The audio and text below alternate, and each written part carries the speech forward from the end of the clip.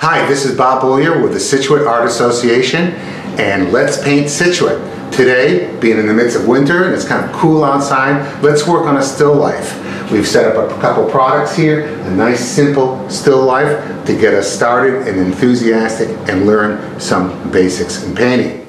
But before we go into the actual painting, I'd like to review for you a good palette setup for oil paints. Now, this is something I've probably been using for years. Everybody has their own personal choice, but something such as this I find is very useful. This actually goes back to my school days. First off, I use a plastic palette that's got a lid over it. These you can get at almost any art store. Why do I like this? Well, first off, I can put my paints out, I can put the lid on it, and the leftover paint gets untouched. It doesn't get in your car, it doesn't get in your kitchen, it doesn't get in your living room, it's now covered up. So when you put your paint out, you don't feel like you have to throw it away and waste it afterwards. You'll notice that I also set up my colors a certain way, going from kind of a warm to a cool. Now I set up my colors like this continually because what this does is it becomes like a keyboard to a piano. I always know my warms are over here, my yellow ochre is here, my white is here, my purple is here, my dark blues are over here, so that I'm not reaching and accidentally grabbing a wrong color. I just find this is an ideal way to work with your colors. I use a terp, and I use a terpenoid. It's odorless, okay? So that won't bother you. It gives you a nice oil base to your painting. You also notice I'm wearing gloves. Now I'm wearing gloves not because I'm scared of getting oil on my hands. I've been painting for years. I've only started using gloves for the past 2 or 3 years. I use gloves because I'll tell you, oil painting, no matter what, is messy. And I was getting tired of having paint on the steering wheel of my car, or the door, or the kitchen handle. So when I take my gloves off, my hands, at least my hands, are still clean. Okay, so I think what we'll do is start painting here. As we can see, we got a pretty nice, simple setup here. I got a nice drop cloth, a nice medium tone cloth, drop cloth. I'm working dominantly in blues. But we have a nice complement to this with the oranges of the within the bowl, and I think that's going to make a nice little bright spot in our painting. Now, one of the things that's important in painting is knowing the relationship of one aspect to another. Okay, for instance, what's the height of this to the height of this, to the corner of this, to the height of this, the distance between the two here. We call those drawing checkpoints, okay? And drawing checkpoints are just kind of an easy way of seeing one point against another. Like many times a lot of new students may draw something simple like this, and all of a sudden this piece is way over here, or this one doesn't coincide. But look, always think of what is the difference between this point to this point to this point to this point. And all of a sudden, your drawing will come together. So let's do that right now on our actual canvas. But before I start my canvas, I'm going to tone it. What this does is it gets rid of the white of the canvas. The white is a little too fierce, okay? It comes out too much, and it will kind of throw you on your foundation of colors. I'm going to probably use a little bit of a blue background.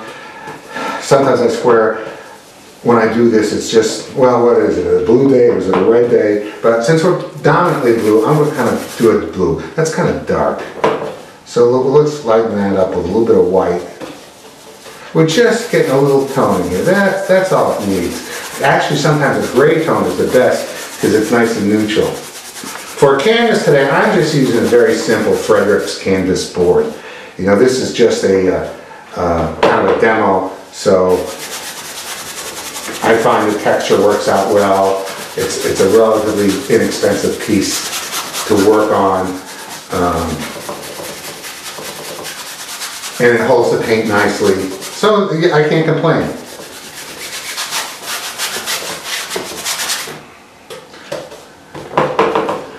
more, and we're ready, just ready to fly basically. One of the things about also putting this oil base down is it gives us what I call a little bit of a lubricant base too, so that your paint slides a little better. Okay, let's see, what are we going to do here? Let's start with an oval here. Kind of a nice oval here. Well, that might be too high already, because I got to make sure I have the relationship of our flowers, okay? So I'm just kind of figuring out the composition a little bit. I might block in some color here, just for a start, just to see where we're going with this. So we have those blue and green flowers up here, and then we got basically a cube, nice straight lines.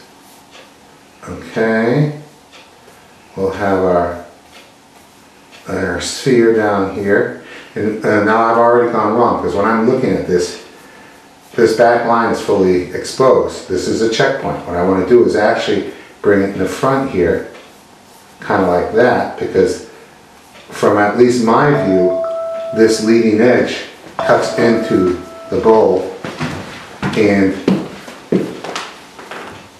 we have our cube like that.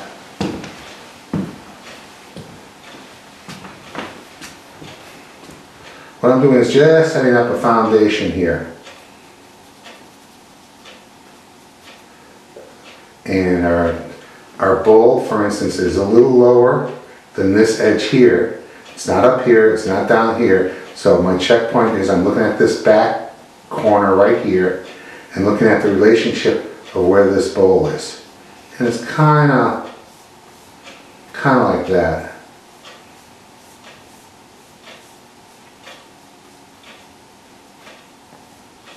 When we look at this bowl, we got to remember our oval, this point and this point are pretty much equal.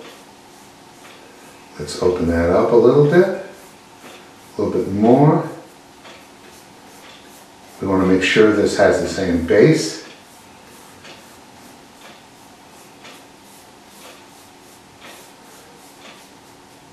We're going to have a shadow going off here. So we basically have our drawing in, okay? Now what I'm going to probably do is just do simple planes. I'm just going to paint in the backgrounds, so to speak, just to get the basic colors down. So I got kind of a dark blue on this side,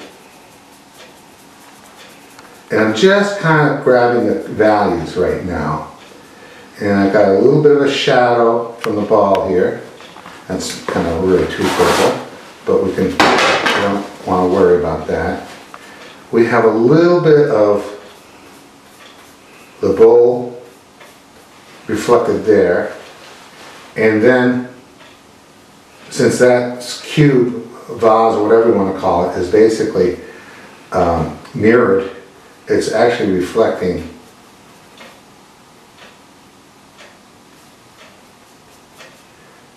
the foreground here, okay? The bowl itself is kind of a gold orange, so I'm going to use a yellow ochre, a little yellow medium.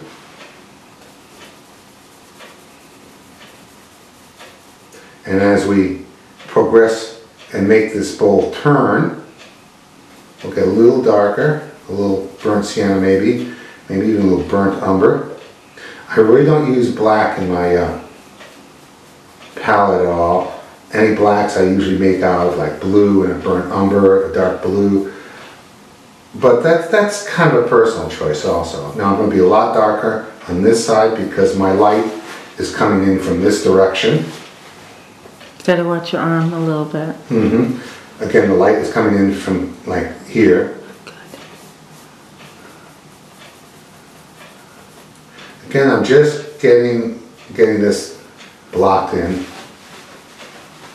We got these oranges really jump against the blue, so that's one reason why I picked this. It's just kind of fun coloring we have here.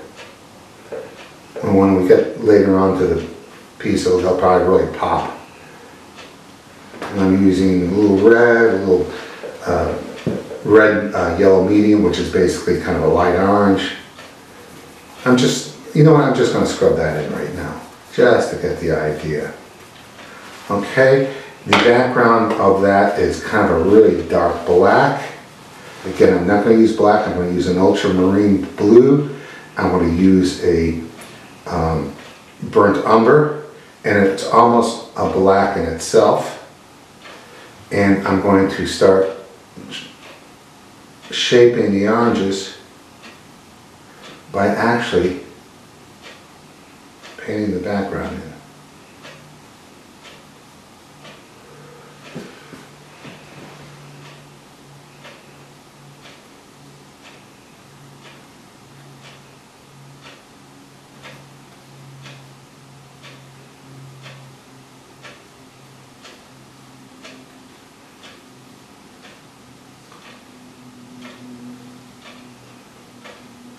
And we have a thin lip on the front.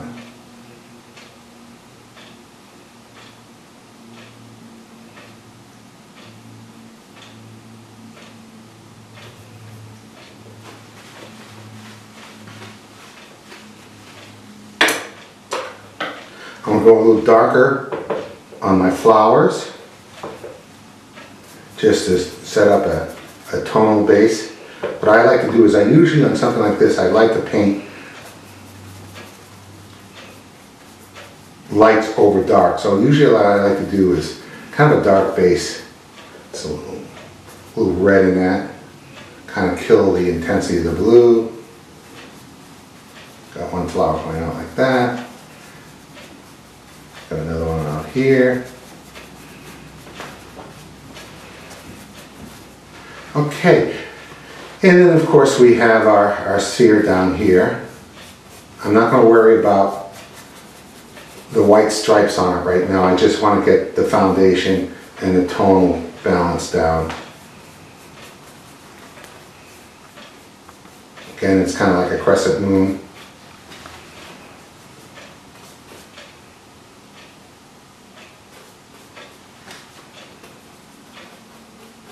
Again, I'm not worried about too much on detail yet. I just want to get the shapes and everything down. Fingers help sometimes.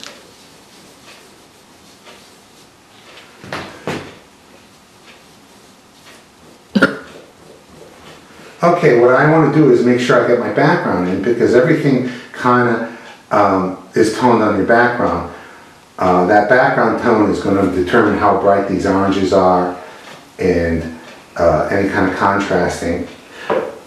I want to maybe cheat a little bit and make the background a little darker than it is. And it's kind of a blue right now. It's a medium blue. I think we'll make it a little darker. We'll see what happens anyhow. And I'm going to kill this intensity of the blue with a little bit of orange, because it's a complementary color.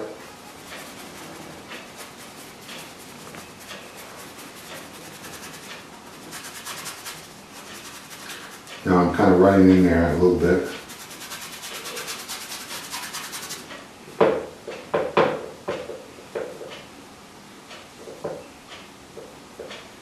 You can see I'm kind of dancing. I don't know if you can see it, but I'm dancing around the palette. I make sure all my color is out there.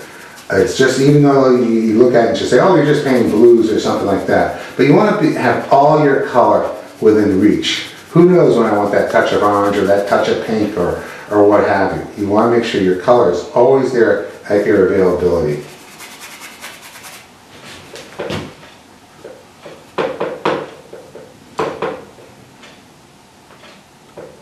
And again, I know where my color is all the time, so I can just reach for it, so that you're not sometimes, and this has happened before to me, is you reach and all of a sudden you infect your brush because you want a white, and all of a sudden you dip your brush into red and you kill the color and got to clean your brush and whatnot.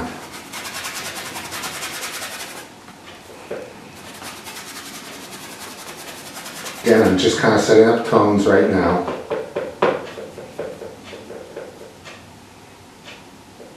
I also find that you get to a point, sometimes you have to just sit back and clean your palette off because you have paint all over your palette and you find you're starting to mix one color with another. So a good roll of paper towels is always handy.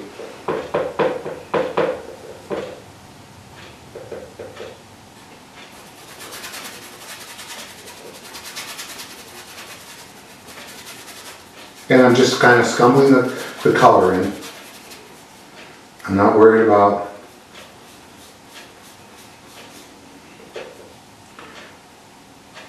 actual drawing or details yet. We actually have a shadow coming off a sphere there. We have a harsh shadow being cast by the square vase. We have quite a harsh underline for the base of the bowl, which then forms its own cast shadow going off.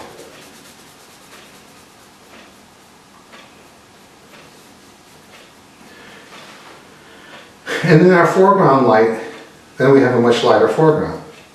Again, we're still blue. I'm going to put a little blue, cerulean, ultramarine. I'm going to cancel a little bit of it with a little bit of red. I got a little bit too much in that now, but that doesn't bother me. I want to maybe exaggerate my colors. The other thing too is you want to make the colors work the way you want them to do. It doesn't have to be exact. That may be a little too going a little too purple on me.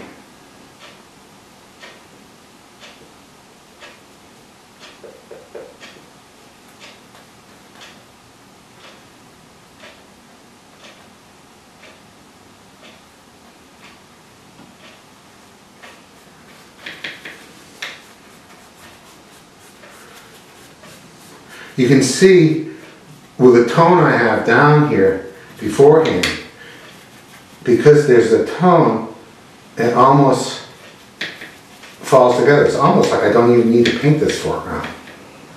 I don't have this sharp white coming out.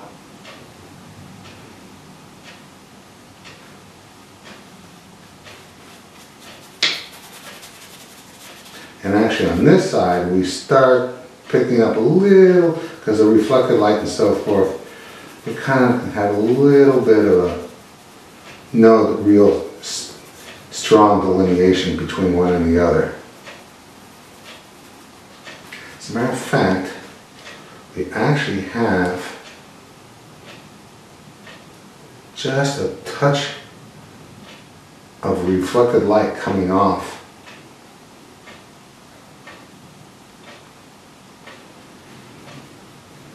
Got a little touch of reflected light coming off the vase.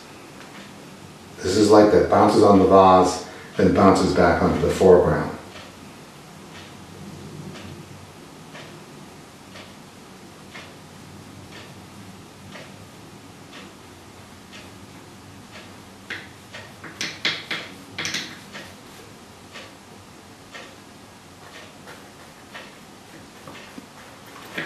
And same with this copper vase here. We've got kind of an orange that's bouncing back into the foreground.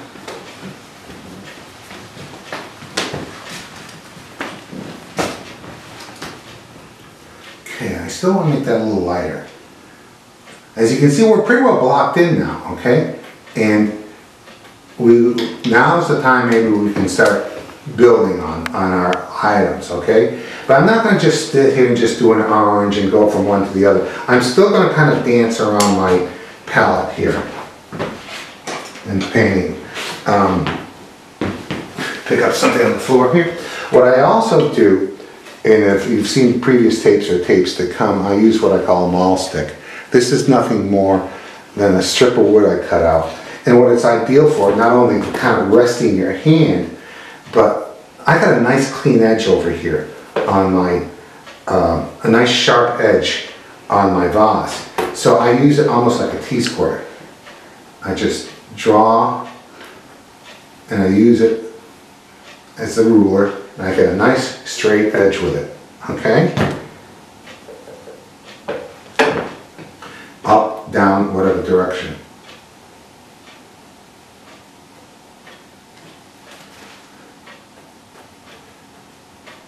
Again, we're slowly building.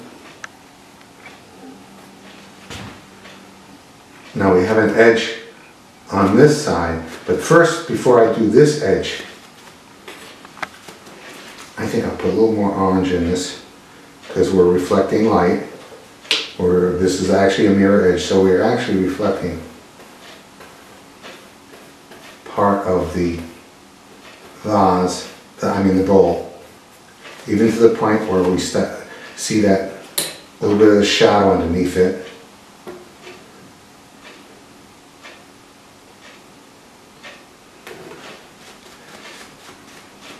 And we also pick up the color of the foreground.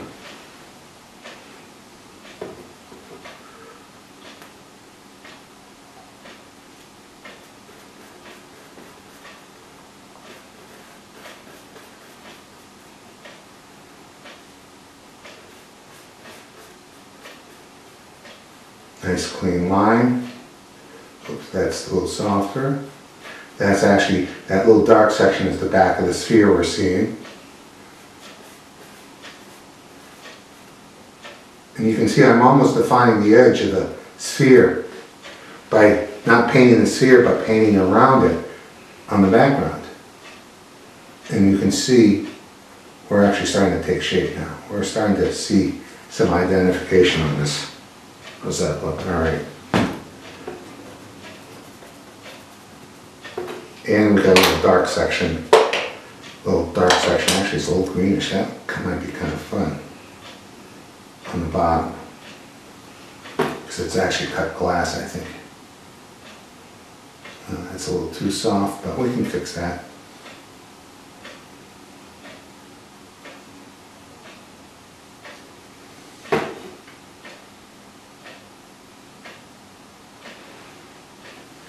Okay, now let's see if we can clean up this edge. And the way I'm going to clean up this edge and this edge is by painting the background. Let's see, that's kind of a nice medium blue in there. A little bit of red maybe.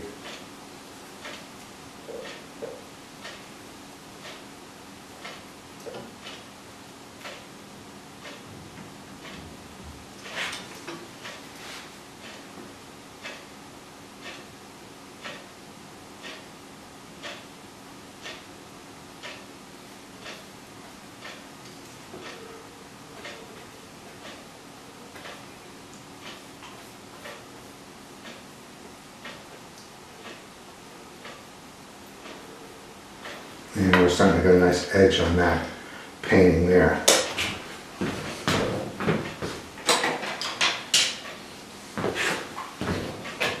Actually, I'm seeing a little bit of the front lip on this.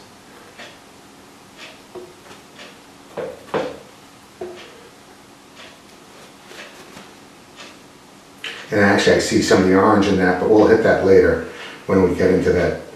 We do the oranges. It's kind of like I do all my hot details almost last.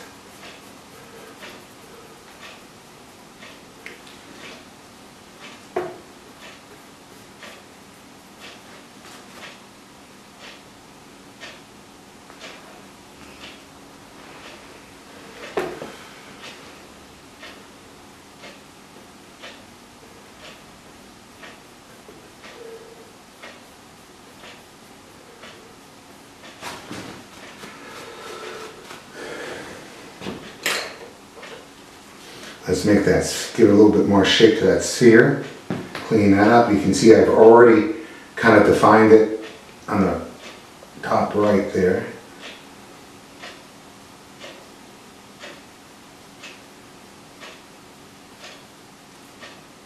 Again, I'm not going to worry about the stripes yet. Too early to do that. I want to get the foundation down.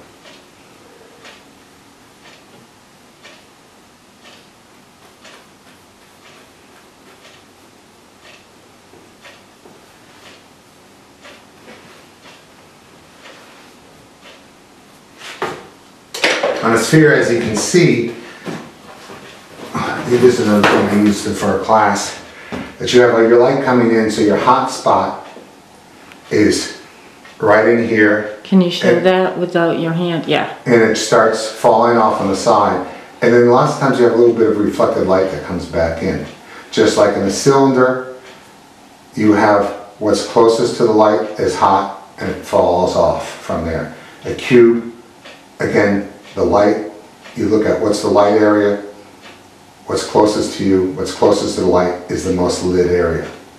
Okay, and using that for a foundation, you can apply that to almost anything. Okay, let's go back into this dark on this side, and then we'll start working on some flowers too. Again, I'm not too worried about finished detail yet. I'm still just building, and building.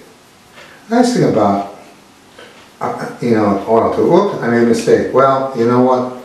It's not the end of the world. You just come back, paint over it, wipe it out. This is what I like about the beauty of oils. Even acrylic, I find you can't do that. Watercolor, definitely not. Sometimes I find the thumb works nice for blending. That's why you wear the gloves too. Okay, let's do some of the, see what we can do with some of these flowers, because I know we probably want to get into there, into seeing how we can do flowers. Flowers, like anything else, are just a series of shapes put together. Okay? So, and I'm going to just slowly block this in. I'm going to start with my little green leaves here.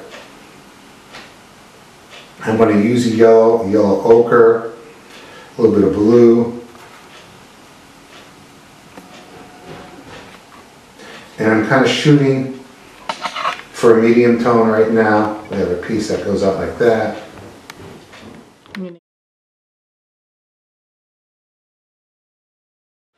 Blue and blue. Pick up my rag here.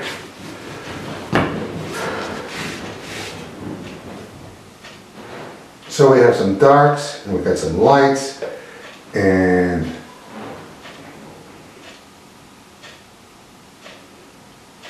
we just start building. Now I'm finding out that I may want to change my background color now, because these flowers may not pop enough. But let's see what happens first.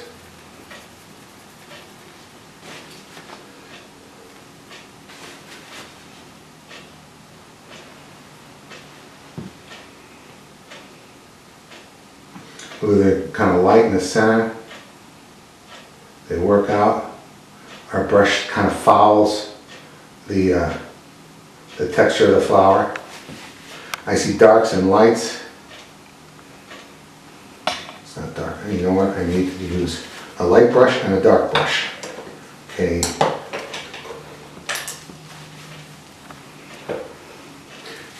Now I'm using my maul stick again because I need to get in here and highlight this a little bit more. I need to go really dark to get those leaves separated.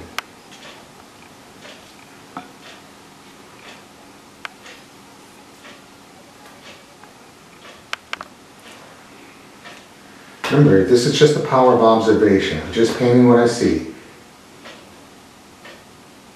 You paint what you see, and you can get it down, you'll be there.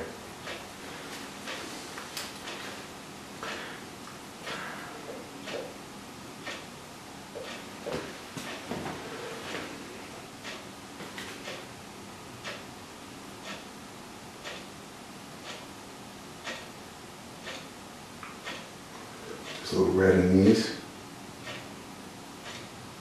It's a little too light. No big deal, we'll just correct it.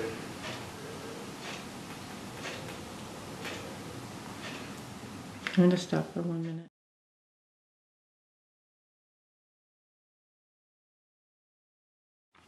All right, you're on. Okay, we're painting the flowers. We got darks and lights. We've got the backgrounds. Now I'm having a problem here because what's happening, these flowers aren't jumping off the background enough. I may come back and lighten that background, but I'm not going to worry about it too much right now.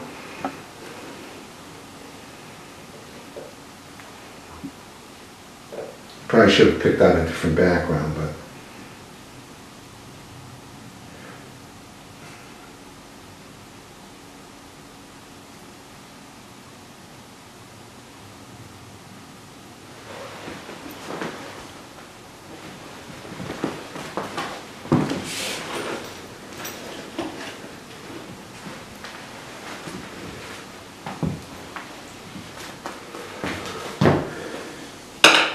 there's some nice greens in here that pick up the light.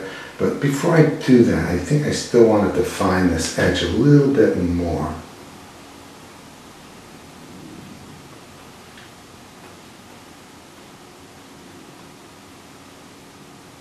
We got this outer edge here.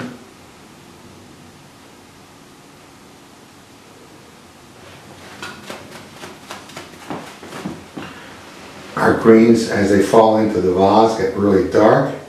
So I'm going to use the green, like a green light, a little bit of red, a little sap green maybe even a little blue. Greens can be deadly. So you make sure you kind of cut it with a red.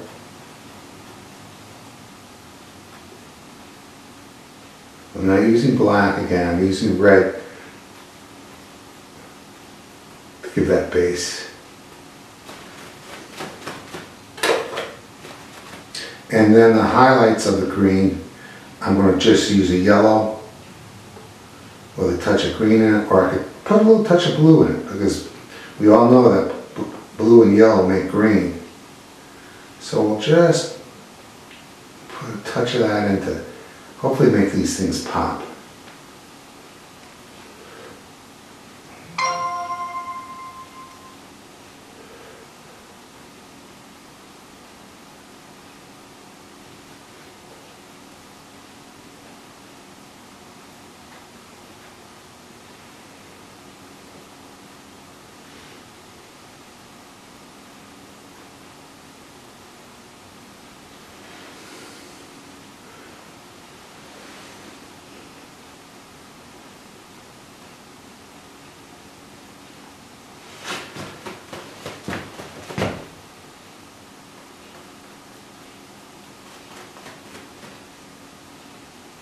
And we're going with some darker blues again, kind of capturing the essence of that flower.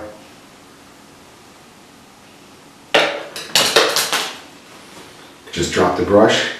If you don't drop a brush at least twice during the painting, you failed. It's kind of the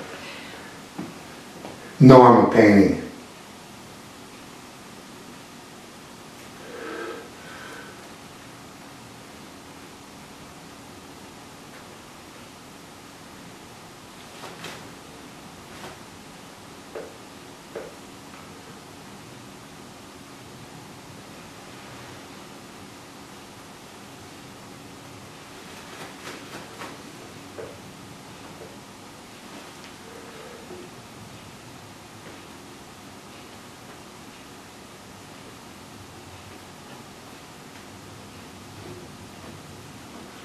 I'm kind of painting in between, giving it a little bit more definition as we go along. I think what I'm going to do now is just do the background, paint around the little background. Because actually when I look at this, one of our problems with this setup is the blue in the flowers, when we squint down, is almost the same. So I'm having a little trouble with that, so why don't we work on that background just a touch to see where we're going with it.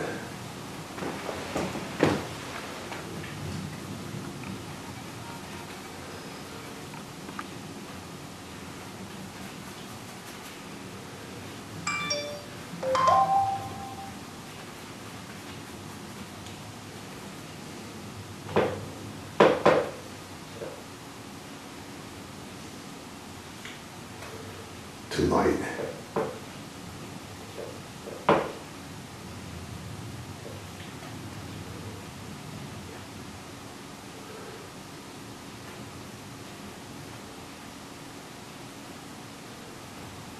And again, I'm defining the shape by painting around it.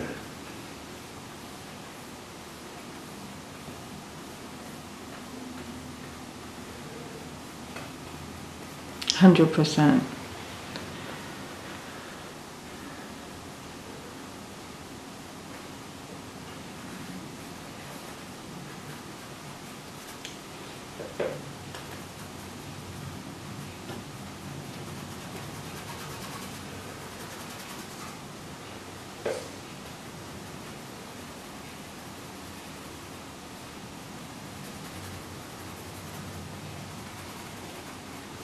And I'll continue over here so that we get the oranges in eventually.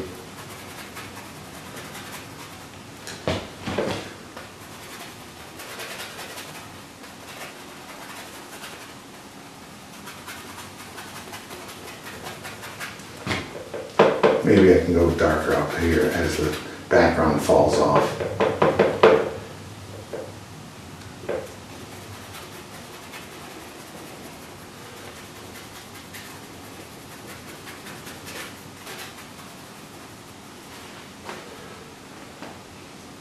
Actually, we have a darker light right here because it's the closest to the shadow.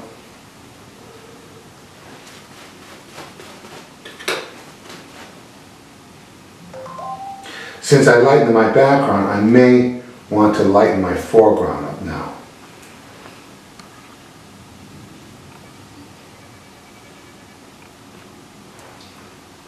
Doesn't need to be much.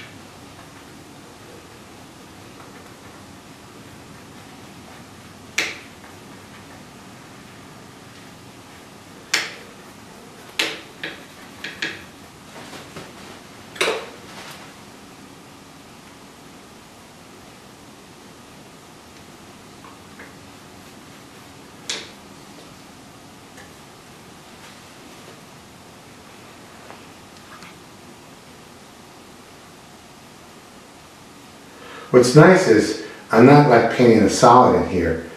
I'm kind of painting a little bit of light over this medium tone. And it almost gives a feeling of the texture of the cloth itself.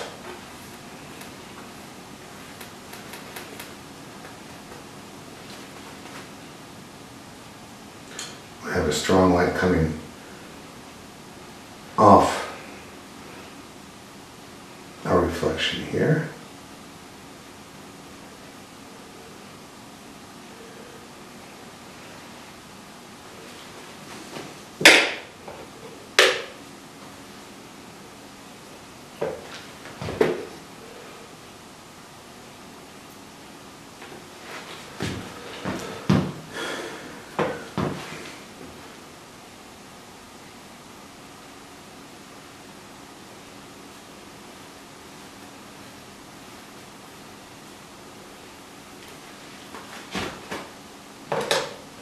And again, since that's a mirror image, we're basically reflecting the foreground again, but a little darker.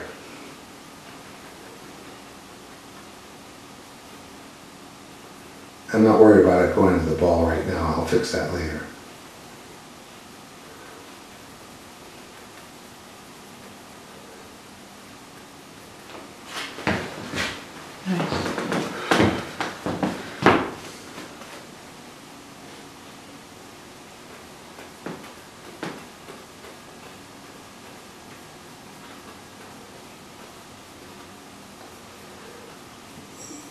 Working on that sphere, making it rounder and rounder.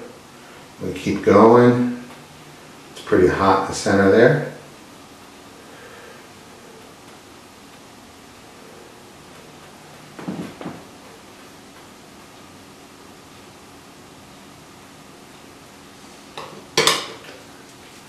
Where I see these stripes there,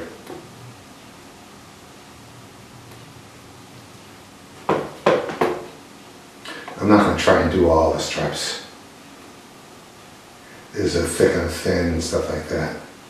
That'll just be really time consuming. Keep the arc feeling going. As it goes into the background, into the shadow area, it will get darker.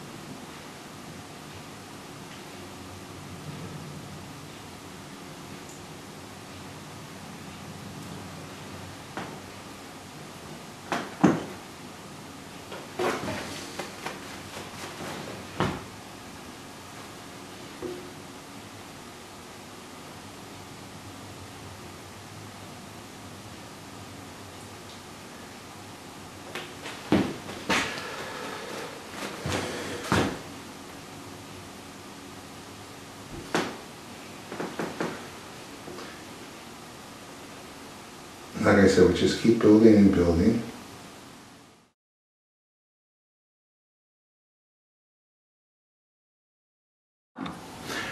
Well, we're back again. We just took a little break. One of the issues I had is, if you recall, is trying to get those flowers off the background. And it kind of bothered me. And I just said, this has to be developed further. Well, again, with the beauty of oils, we can change things. You're not set in stone. Oil changes very easily, we can fix it. So I said, let's put a plate behind the flowers. This way it breaks the blue flowers from the blue background. Okay, so now that we have some contrast, we'll see it once we start painting. Also, basically, once we get into the painting, what's going to happen is we'll have a conjunction between the two pieces. Right now I feel like we have one piece here and another piece here. With the addition of the plate, it's going to join the two. Now, this being oil, this is easy just to wipe out. We can wipe out a little bit of the background. Well, it's not going to wipe out because, believe it or not, we did this yesterday. But anyhow, we can still, excuse me, paint over it. So let's just kind of rough it in real quick.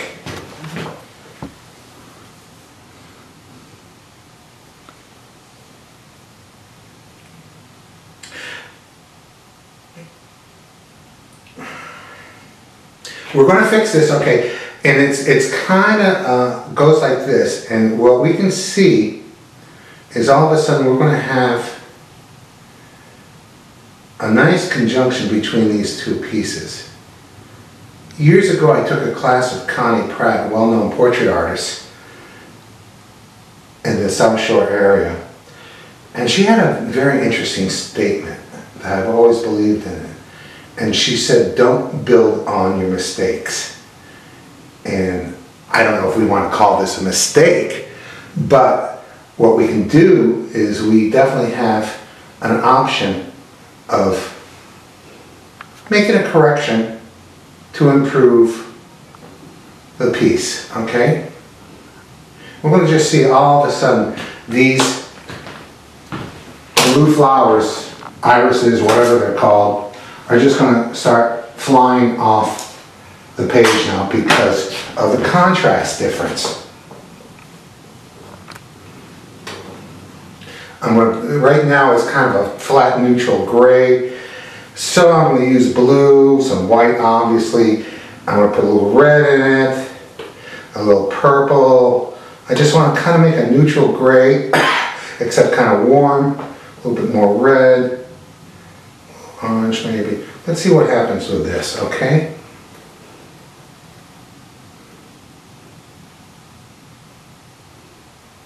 All of a sudden you can just see, now we're going to see our flowers come out. And there's some very nice subtle highlights in the plate, just like the orange bowl we're going to get to in a moment. But more than anything, is I think we've made the flowers work a lot better. It was just kind of bothering me. Again, you need to be able to change. Okay, now for instance, if you were out painting outside, doing a plein air, let's say you're down in Scituate Harbor, doing a harbor, you'd have a problem with the tide changing. Believe it or not, that becomes an issue.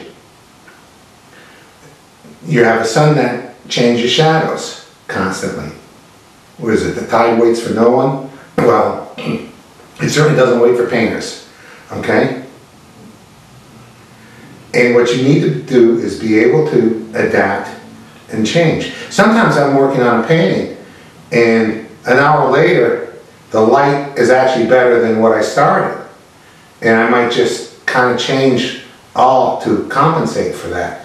Or you learn to anticipate what the light's going to do. Okay, let's get that a little bit nice circle in there, a nice hole.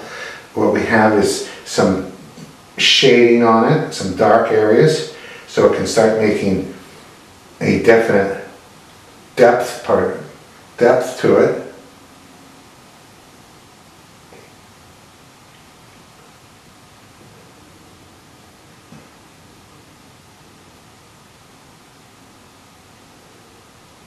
It's kind of a purplish color.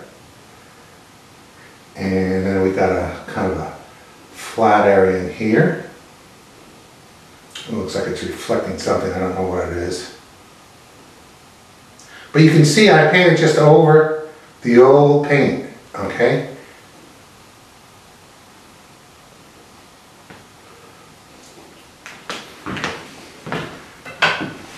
Got my trusty stick out because I like to lean on it.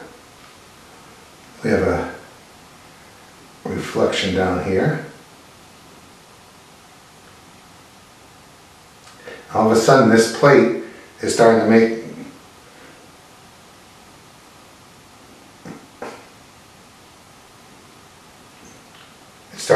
its own dimension. And it'll make the other color and the lights pop a little bit better.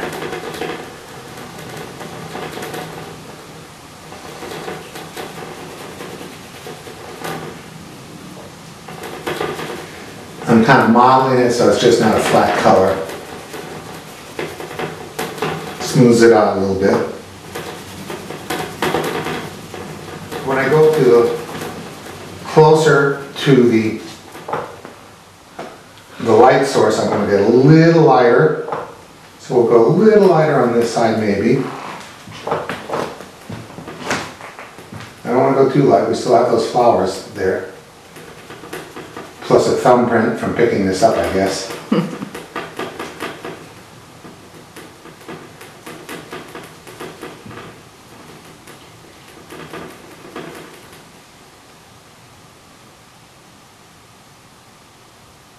I like this so much better now that we put the plate in it, believe it or not. And this is just saying, what's wrong? Something, if it's not right, fix it. Okay, doesn't that look better now? Actually have a little reflected light down in here.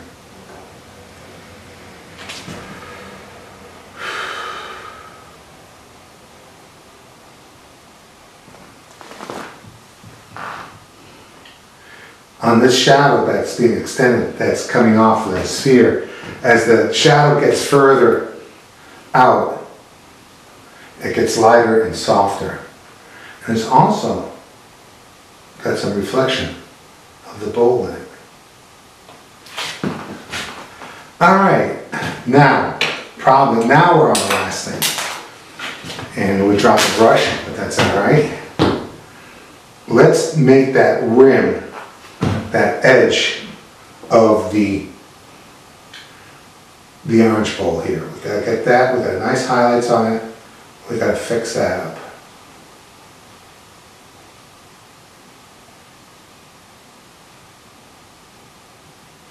Ovals are fun to do. Something that's almost like what you gotta do is you just gotta practice, practice, practice. It's like playing the scales on the piano. And back in school, my days, which was a realistic school, one of the tests that you did was just doing a series of cups and saucers. Cups and saucers.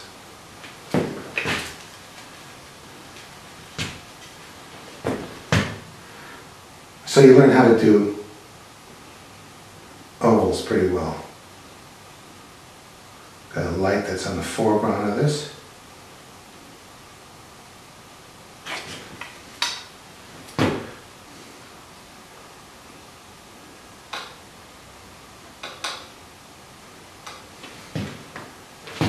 Again, I want to use my T-square so I can, my maul stick so I can get that nice highlight in there. And we have a really strong highlight on the edge over here. It's very thin. You're right in front of it. Okay. You know what? I'm just. Even if you say I'm gonna walk in front of you for a minute. What I'm gonna do is, because of the camera angle, I'm gonna flip my side here a little bit. Good.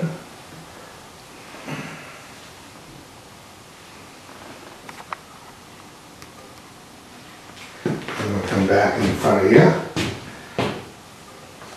This is kind of the finishing touch, and you want it right.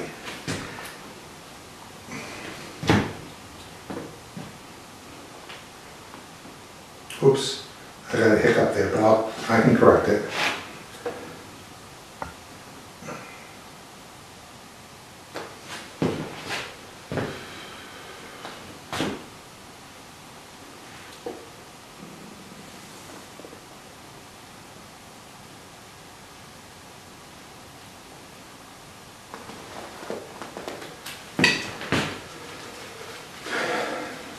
Now we can see I got kind of a hiccup here and it's too thick. So what I'm going to do is I'm going to come back with my dark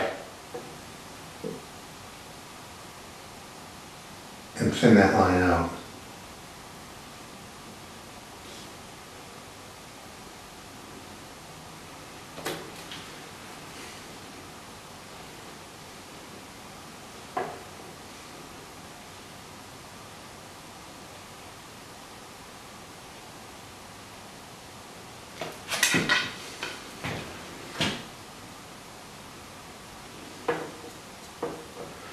Strong light bounce over here.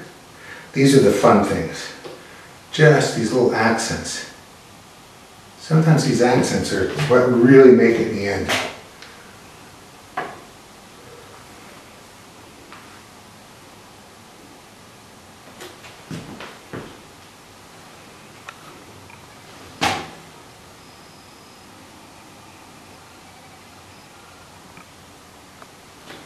This, what I'm doing right here, might be the kind of thing that I might, in another case, leave for another day because my paint's getting thick and soupy. That's very hard for me to get the highlight without getting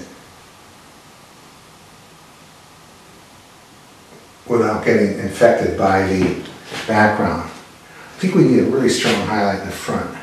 Let's go with a yellow. Just a little yellow and a white.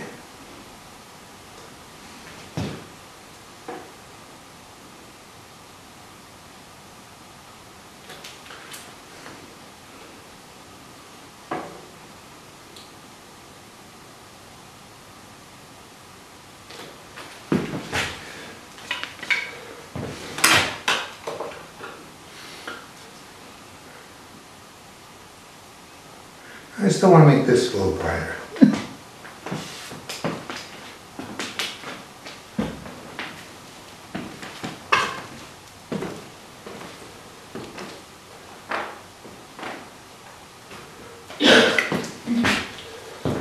And since this is reflecting over on this side, we'll do the same here, just to give it a little dimension.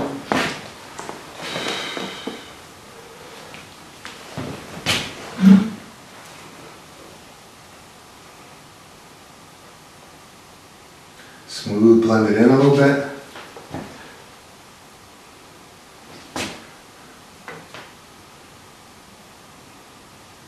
at this highlight again. It's a big glob of white paint.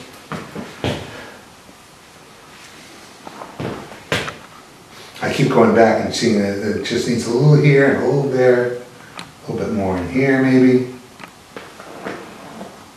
Just to give it a little shape.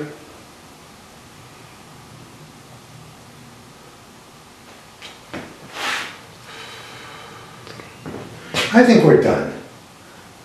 You know, we can always go into it deeper. This is kind of a rough, not a rough, but kind of just a nice loose study. It's not super tight. We need a lot more time for that. But I think it's kind of a fun piece. Okay, in conclusion, I'd like to just review once again the supplies that you could use or you need to create this art for yourself.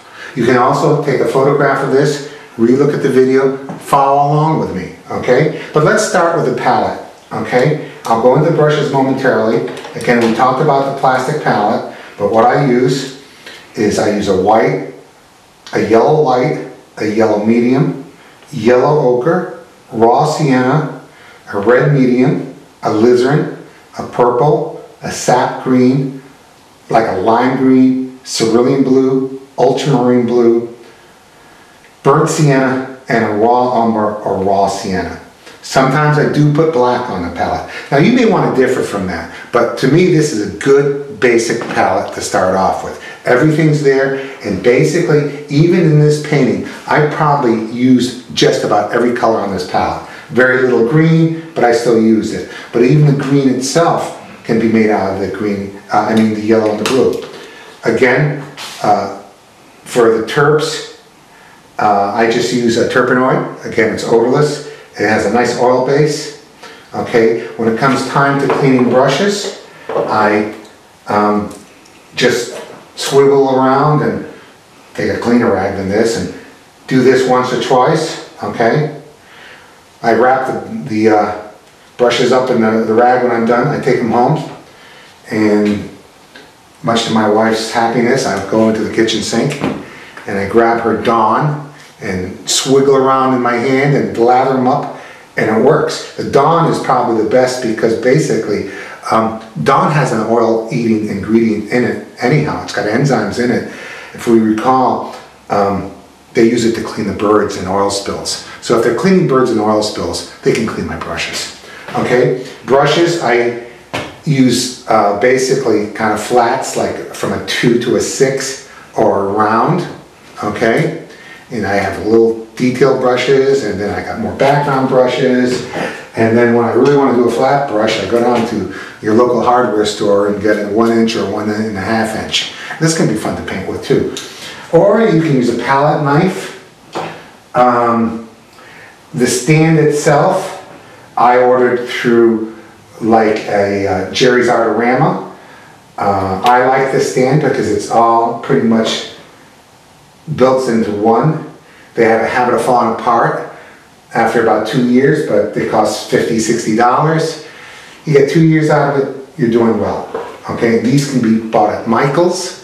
All these supplies can be bought at Michael's, or you can go onto like a Jerry's Artorama. It's www.jerrysartorama.com and order. But I think for the first artist, you may want to actually pick up the piece, see what it looks like. Brushes, for instance, especially, I like to kind of see what I'm doing.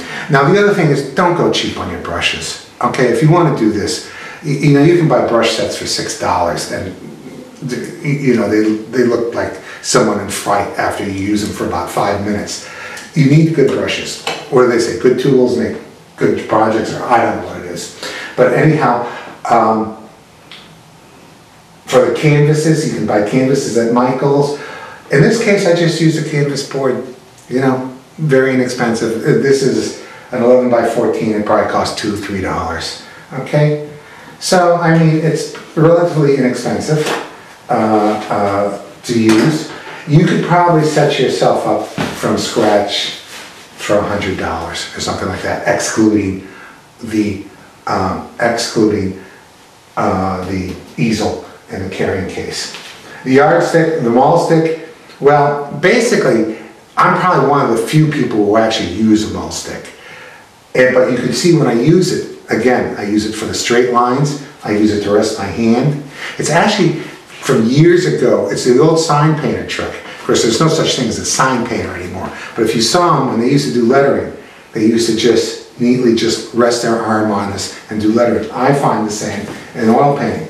This happens to be just a scrap of wood I had down in the cellar. For paints, for the beginner, I think a Winton is fine. They're very inexpensive.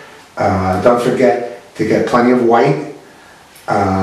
Your white is going to be used 3 times more than almost any other paint.